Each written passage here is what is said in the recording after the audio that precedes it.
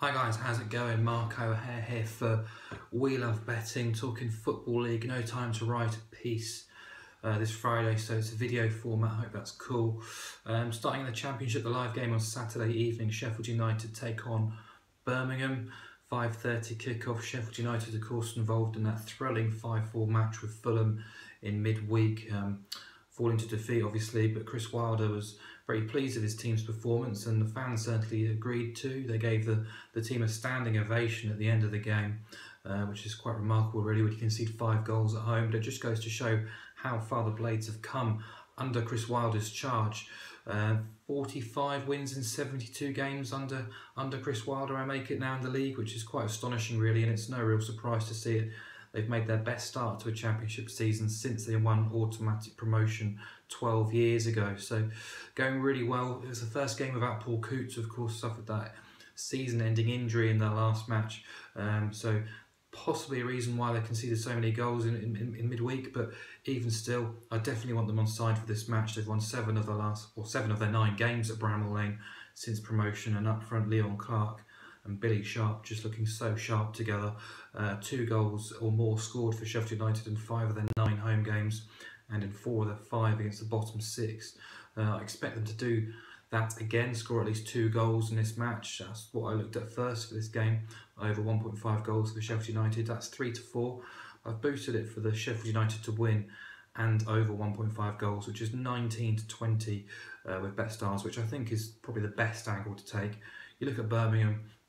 They were beaten 2-0 in midweek at Middlesbrough, showed a real lack of ambition or any sort of belief in the final third anyway to warrant taking anything from that game. But Steve Cotterill felt Britta Sombolonga was the difference between the two teams. I disagree. I just didn't think Birmingham were very good. Another dismal away performance, and fans are understandably getting very upset with the club. Of course, this is a team who spent so much money in the summer and even had aspirations for promotion, believe it or not. So yeah, look at Birmingham. They scored a league low goals, 9 goals in 18 games. That's also the worst return at this stage of the season ever in their Football League history, which is quite astonishing, really. And injuries are also starting to bite. David Davis was taken off at half-time. Shay Adams also withdrawn with a tight hamstring. Whether those 2 players will be fit remains to be seen. They've got the worst away record in the league, 8 defeats in 9. 7 defeats by 2 goals or more already this season as well. And they've conceded at least twice in half of their games already, and 6 of their 9 matches away from home too. So I expect the Blades to get the result, and I think over 1.5 goals. If you add that to the equation, you'll get almost even money, which is much more attractive than the home win price. Moving down to League One, Gillingham take on Oldham. Both of these 2 teams really improving late after changes of managers. Gillingham 1 defeat in 7, Oldham 1 defeat in 9. Oldham played Wimbledon midweek, drew 0-0. Were the better team for most of that match as well, it must be said. First time they'd failed to score since August, which was really impressive, that statistic. Tend to move the ball really well, actually, under Richie Wellens, playing some really good football. And Owen Doyle, of course, is in the form of his life at the moment. 11 goals already this season. But at the back, defensively, they're still not really up to too much. Weren't tested really by Wimbledon midweek, but 2 clean sheets now all season. Conceded 19 goals away from home as well, so I certainly don't expect them to keep Gillingham out. And Gillingham earned a late point at Blackpool, and Steve Lovell, who now has the job full time, he's been really impressive actually. He's shown a real ambition and adaptability as well. They played a wing-back system, I should say, in midweek. He's also shown he's not afraid to go long, go direct, and it seems to be working for Gillingham. At home, they do have the worst home record in League One, just the 1 win. But you look at the fixture list, it's been very difficult. 5 of the top 6 have already been to the Priestfield Stadium. So it's no real surprise to see goals pretty thin on the ground at home in Kent.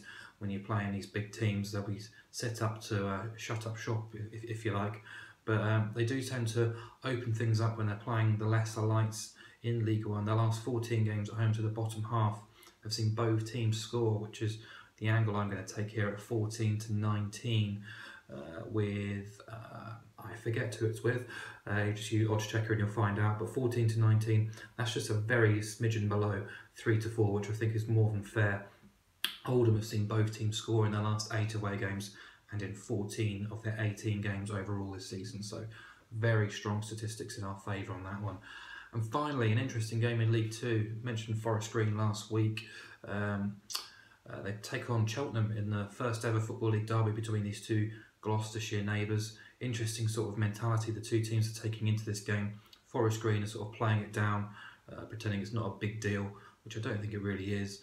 But they're certainly going, I think they're going down that route because of their excellent upturn in form. From back-to-back home games, lost just 1 in 6, which was in midweek. Surprise really at Chesterfield. They've won 4 of those 6.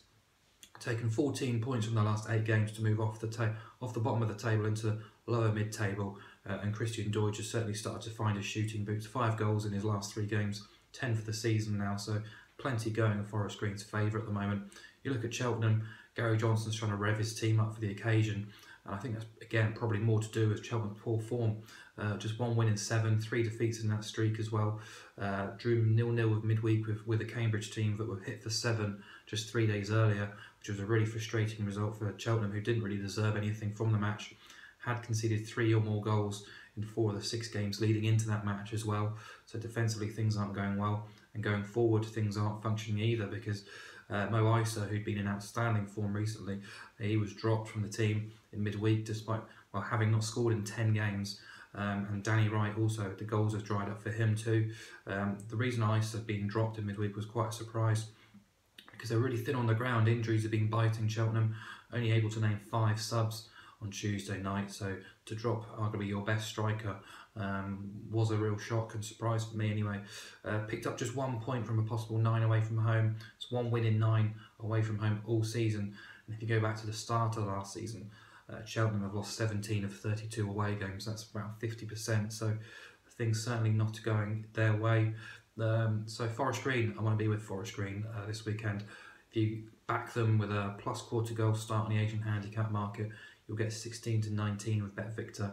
You'll have a half stakes win if the game ends all square. You'll have a full stakes win if Forest Green win the match. The only way you will lose your stake is if Cheltenham win, which I think is a nice angle to take. So Forest Green plus 0.25 plus a quarter goal, whichever way you want to say it, an Asian handicap market.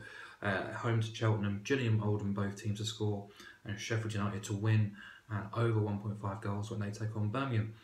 Best of luck, and I'll catch you all next week.